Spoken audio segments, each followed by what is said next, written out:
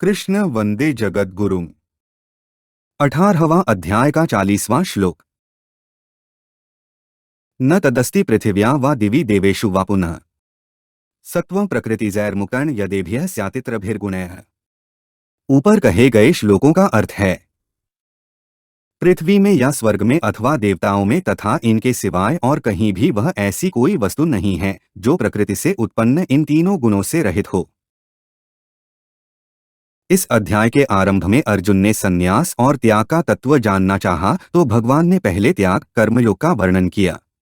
उस प्रकरण का उपसंहार करते हुए भगवान ने कहा कि जो त्यागी नहीं हैं, उनको अनिष्ट, इष्ट और मिश्र यह 3 प्रकार का कर्मों का फल मिलता है और जो सन्यासी हैं, उनको कभी नहीं मिलता। ऐसा कहकर 13वें श्लोक से संन्यास, सांख्य योग का प्रकरण आरंभ करके पहले कर्मों के होने में अधिष्ठान आदि 5 हेतु बताए। 16वें श्लोकों में कर्तृत्व मानने वालों की निंदा और कर्तृत्व का त्याग करने वालों की प्रशंसा की। 18वें श्लोक में कर्म प्रेरणा और कर्म संग्रह का वर्णन किया। परंतु जो वास्तविक तत्व है वह न कर्म प्रेरक है और न कर्म संग्राहक। कर्म प्रेरणा और कर्म संग्रह तो प्रकृति के गुणों के साथ संबंध रखने से ही होते हैं। फिर गुणों के अनुसार ज्ञान, कर्म, कर्ता, बुद्धि, धृति और सुख के 3 भेदों का वर्णन किया। सुख का वर्णन करते हुए यह बताया कि प्रकृति के साथ यत्किंचित संबंध रखते हुए ऊंचा से ऊंचा जो सुख होता है वह सात्विक होता है।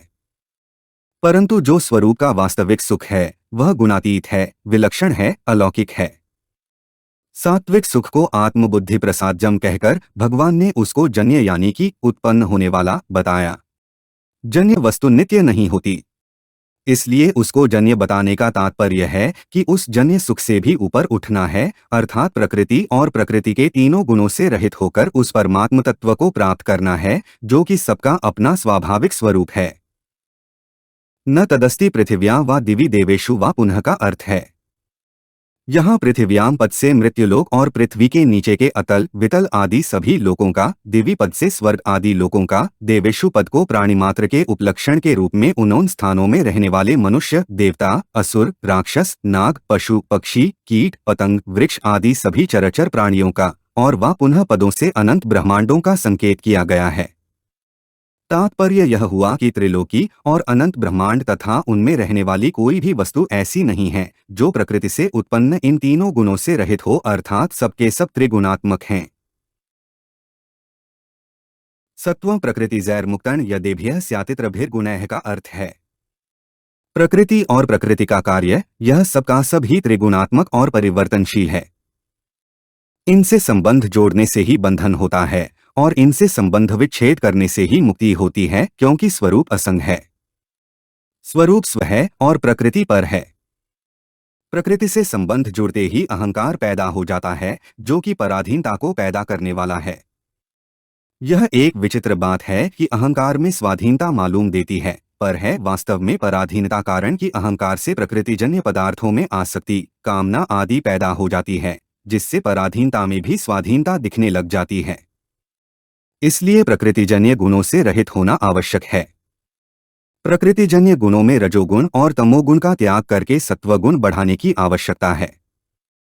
सत्वगुण में भी प्रसन्नता और विवेक तो आवश्यक है, परंतु सात्विक सुख और ज्ञान की आसक्ति नहीं होनी चाहिए, क्योंकि सुख और ज्ञान की आसक्ति बांधने वाली है। इसलिए इनकी आसक्ति का त्याग करके सत्वगुण से ऊंचा उठे। इससे ऊंचा उठने के लिए ही यहाँ गुणों का प्रकरण आया है। साधक को तो सात्विक ज्ञान, कर्म, कर्ता, बुद्धि, धृति और सुख इन पर ध्यान देकर इनके अनुरूप अपना जीवन बनाना चाहिए और सावधानी से राजस-तामस का त्याग करना चाहिए। इनका त्याग करने में सावधानी ही साधन है। सावधानी से सब साधन स्वतः प्रकट होते हैं। प्रकृति से संबंध विच्छेद करने में सात्विकता बहुत आवश्यक है, कारण कि इसमें प्रकाश अर्थात विवेक जागृत रहता है, जिससे प्रकृति से मुक्त होने में बड़ी सहायता मिलती है।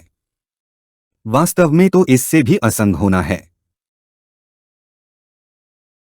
हमारे चैनल को सब्सक्राइब करें। अगर यह वीडियो आपको अच्छी लगी तो वीडियो को लाइक करें, वीडियो को अपने दोस्तों के साथ शेयर करें, अपने सुझाव हमें कमेंट करके बताएं। जय श्री कृष्णा।